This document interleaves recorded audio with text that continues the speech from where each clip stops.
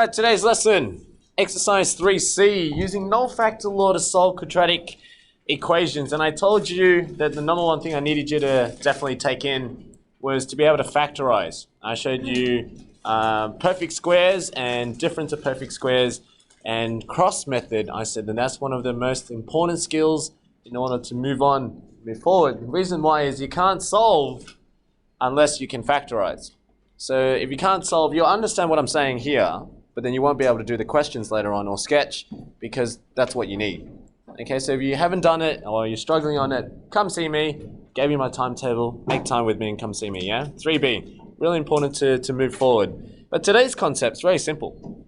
You probably learnt it in year 9 and 10 really easily, and most of you would have learnt it in a particular way, which I want to make sure that you don't learn it that way, and hopefully it all makes sense why we're doing the way we do. Okay? So, let's have a look at... What is this? Why isn't it working? Oh, there we go. Null factor law. Oh, there seems to be a bit of a delay. What if I do this? Does this work? Oh, it does. Well, does this work then? Ooh.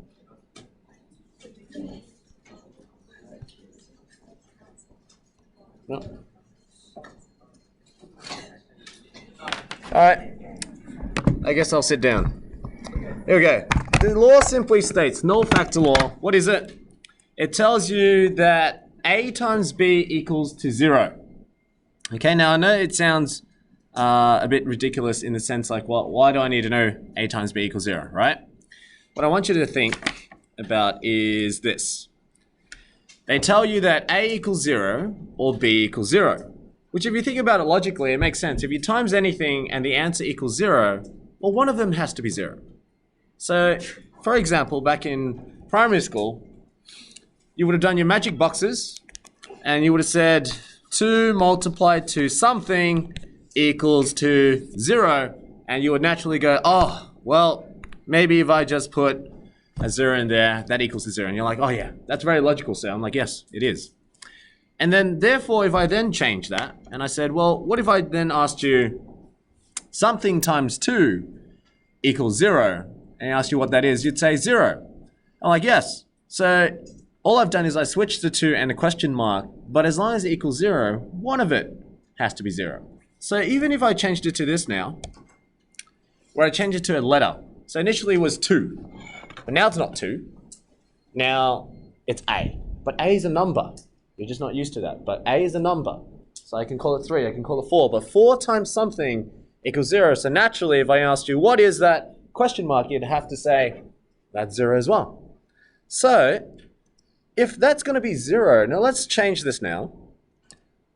If I called it A and B, okay, A and B, if I called it A and B, and it equals to 0, now they're both numbers. We don't know what those numbers are. But if we did, if I changed it to a 3, you knew B had to be 0. If I changed this to an A and this was a 3, you knew A was 0. So even if I did this, A or B, we knew that one of them has to be 0. It could either be this one, 0 times B will still give you 0, or you could have B times 0 equals to 0. Or sorry, A times 0 equals 0.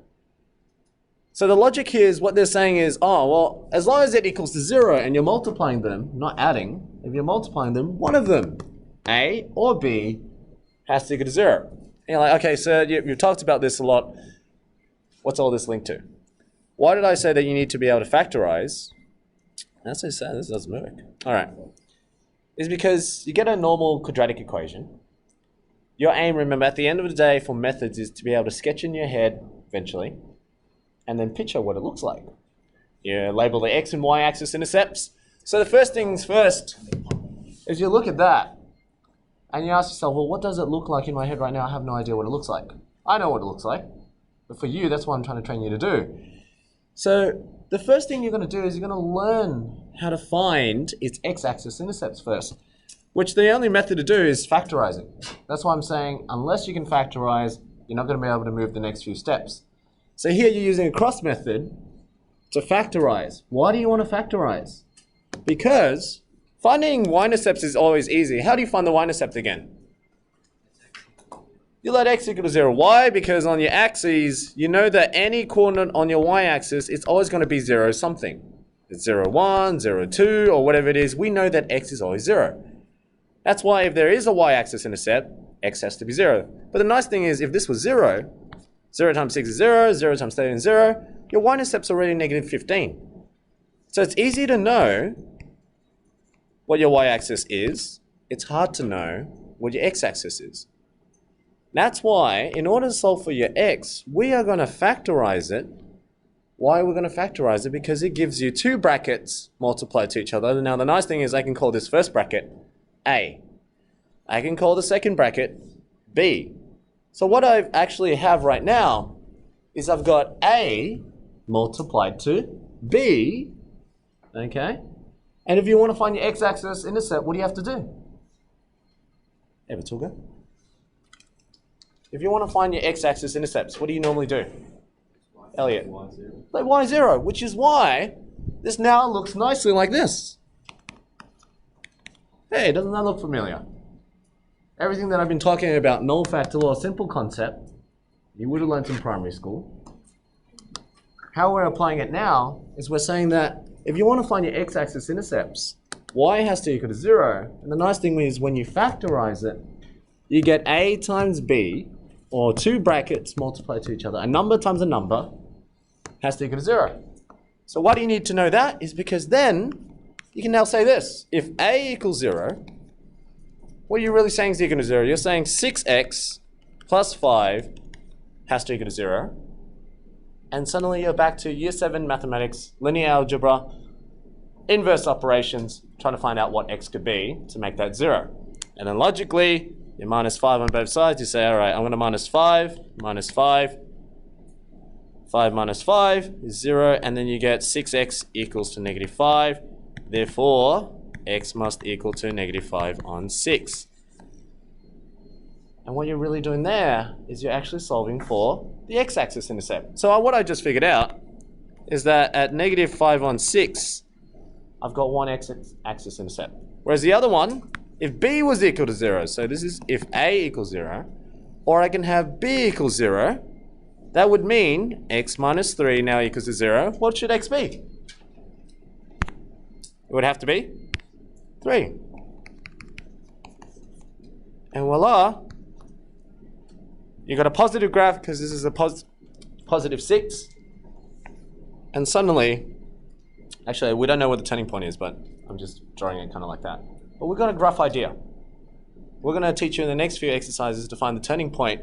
But what I've just shown you is 6F and 6G to sketch. You see, it's all tied in together. Every skill that you're learning in every exercise is leading to the one point, sketching. Why do you want to sketch? Because you're going to analyze it. You're going to analyze, you're going to tell me what the maximum minimum points are. You're going to tell me, you know, like whether the graph is going to hit a certain point. That's where applications come in.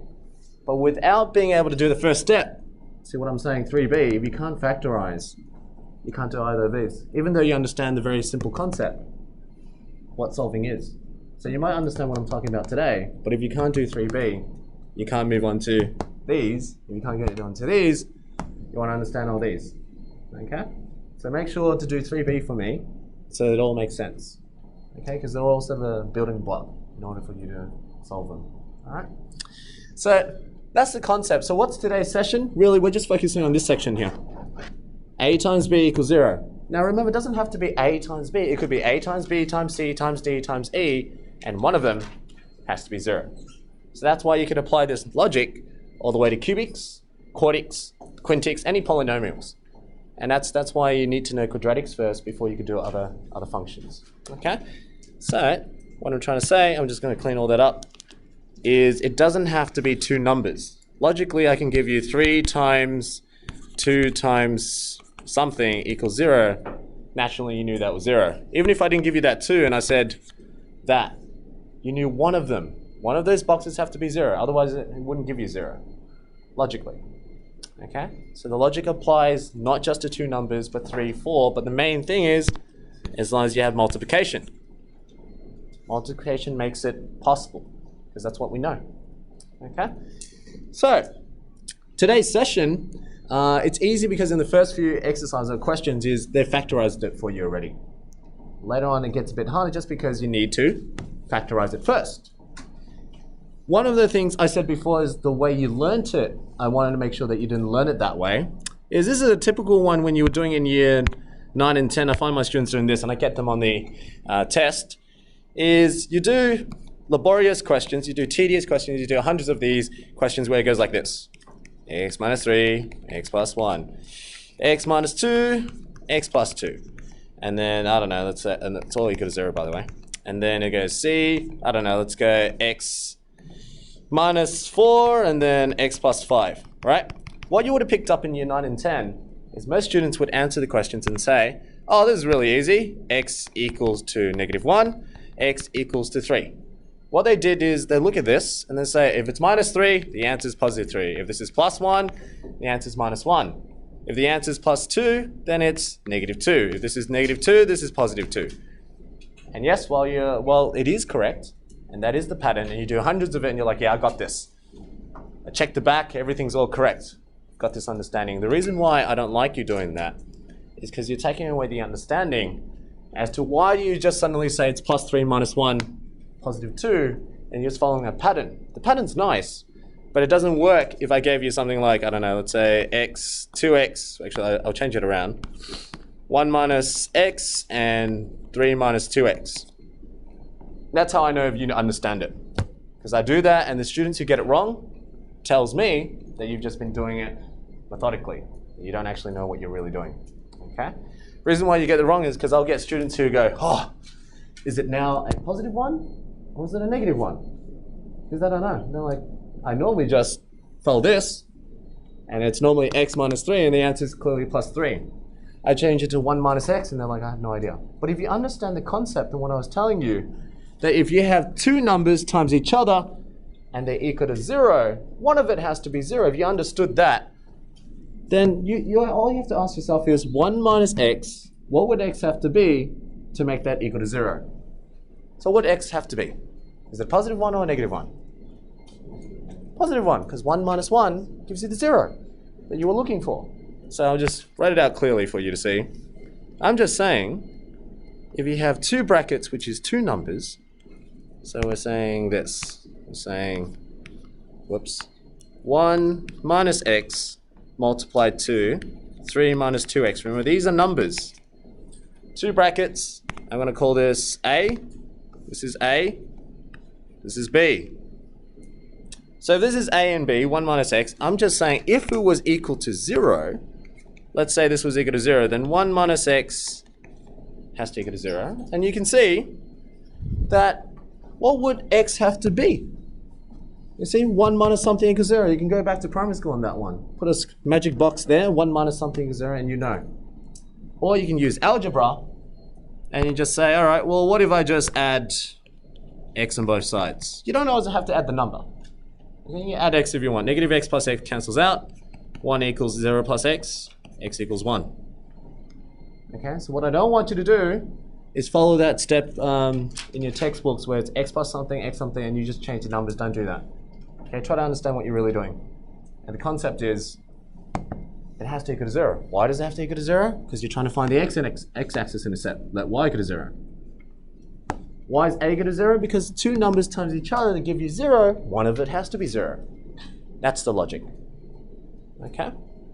So, that's all you have to do today. You're really just working on factorizing again, get into two brackets, or two numbers, let y equal to 0, which they already do for you, and then you have to solve for x. So today's session is using null factor law to solve for x. Okay? So, oh damn, this doesn't work again. If in case you didn't catch any of what I said before, watch the recording again, and I've got the solutions up there for you, and I'm trying to get you to see what I'm doing there.